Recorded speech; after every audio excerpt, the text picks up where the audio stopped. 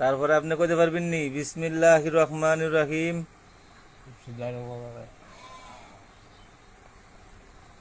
আস্তাগফিরুল্লাহ রাব্বি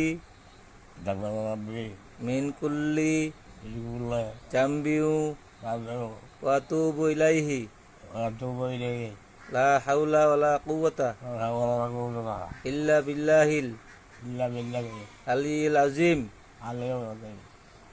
মাশাআল্লাহ মাশাআল্লাহ, আপনি কইতে পারছেন। আপনি এই এই কলেমা কইতে পারেননি?